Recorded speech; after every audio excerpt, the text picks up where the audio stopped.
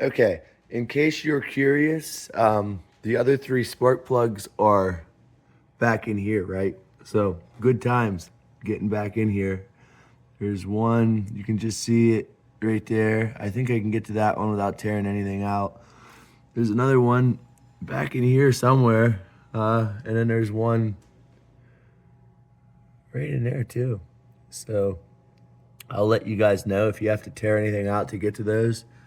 And I'm gonna go ahead and try to get back in there with my Allen wrench. We'll see where to go from there. Now that I have this over here, let me show you what I needed to do to get these spark plugs out on the other side of the car, right? Like the side of the engine bay away from me, right? So this is a 9-inch extension that I was using on this side of the engine bay, my side. I had to switch to a 6-inch extension. Hold on, wait till you see this crazy bull crap, right? So to get back in here to this screwdriver, to get back in here to this spark plug, I needed that 6-inch extension. I needed my socket, my spark plug socket, because it sits way down in there. See this crazy crap? I needed my ratchet, obviously, my low profile ratchet. It's the only one that's gonna get in here. And I needed this crazy swivel tool. Hold on, let me see if I can get my camera to show you where. See this thing? This thing allows me to swivel this ratchet pretty much anywhere, as long as there's enough room for it. And if I didn't have this sucker, I would not be able to get these. There it is. There you go. I would not be able to get these spark plugs out back here. It just goes to show you the convoluted system that some of these engineers put in place for you to get anything done. But hey, they work some magic. I'm not gonna lie. So I'm not gonna knock them. All right. This is the spark plug on the other side of the engine bay, the one that I took out with the convoluted system I was just telling you about. This is what a spark plug's supposed to look like, by the way, when it comes out. It's not supposed to have all the oily gunk on it. As you can see, this one's fairly clean. Doesn't look too bad, right? And wait a minute, if you pay real close attention, you can see that this spark plug says Japan on it. That doesn't look like a Autolite spark plug to me, does it? Remember, all the spark plugs on my side of the engine bay were Autolite. So if someone did a spark plug change job, why would they only do half of them? The ones that are the easiest to get to. Well, they did it because they were bums and they didn't feel like changing the rest of the spark plugs. But I'm not going to complain, because look what they left in it. On this side of the engine bay is the, these are the ones that are supposed to be in it, by the way, the OEM recommended spark plugs. These are NGK. Is that an R? Is that an NGK type R? I guess so. Anyway, these are the ones I'm going to be putting back in it. This doesn't look like a bad plug, but I'm going to be buying a set of 6 of these anyway. So I just had to do another little trick, I guess. I just figured it out because I could not get my hands in there to release that little plug there off of the spark plug coil. Could not get this thing off for the life of me. I was leaning over here. I was actually sitting here and then leaning over here. And so what I eventually figured out was 2 things have to happen for these plugs to come off. Your hand does not have to fit over this plug. You simply need to get this, hold on, let me get the, yeah. You simply need to get this little connector piece right here. This part has to go in, and this part has to come up.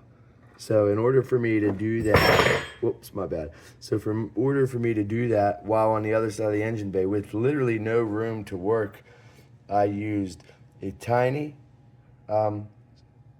screwdriver and I put it underneath the plug and pried up, right?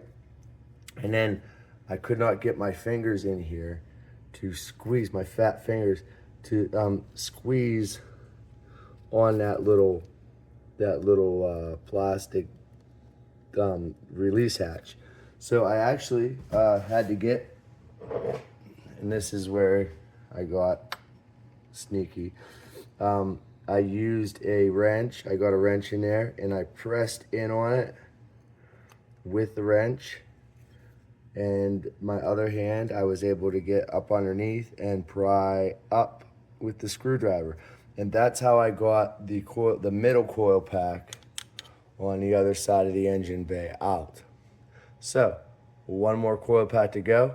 It'll be this one, the corresponding spark plug coil pack on the other side. And then we're ready to spin her on a TDC. And you'll get to see me doing that as well. And shout out to the TDC crew, right? Because that's a great name for a YouTube channel. Man, really, really clever. So, yep, we'll see you there.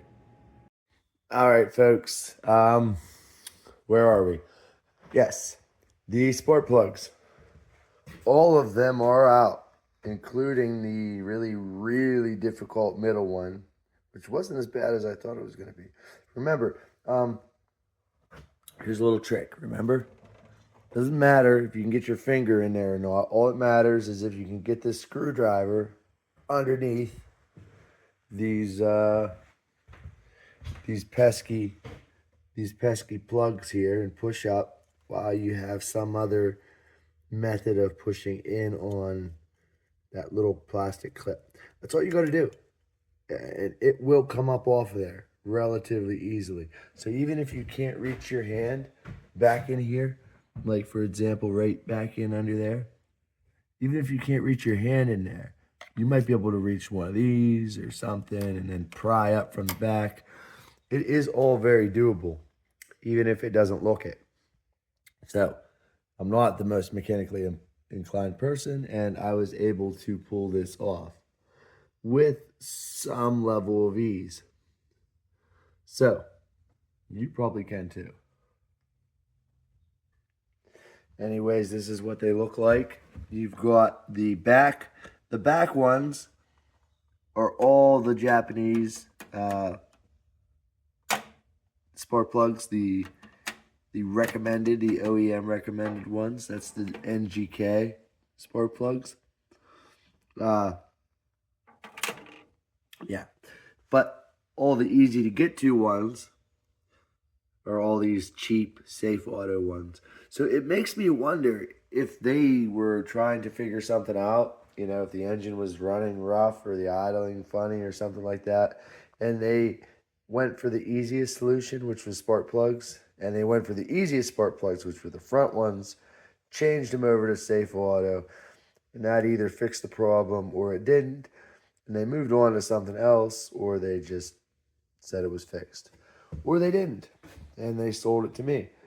But I've run this car when I bought it. I ran it around a little bit, maybe put about 15 or 20 miles on it, and I didn't have any issues with it. It wasn't overheating. It just had an oil leak, a couple persistent oil leaks. And then when I did the research and seeing that these interference engines, these J32 interference engines, if the timing belt on them snaps, it's a complete failure. It will bend the valves, the pistons will bend the valves, and the engine will be ruined. So I didn't want that to happen, and I had no idea how old this timing belt was. I still don't. We're going to take a better look at it when we get it actually off of there. But let me point out a few things to you, right? This is important because this is what I was talking about with top dead center, right? So let's see here. All right. See this mark right there? That's the alignment mark for top dead center. okay? When you work on these and adjust them or change the belts or whatever, you've got to realign it with that mark, these timing belts, or it's it. That's done. The engine's ruined when you go to start it. Okay, see that mark there? That is it's a piece of oil. That's nothing. Wait, where is it? There it is. This mark, see, that's not a piece of oil.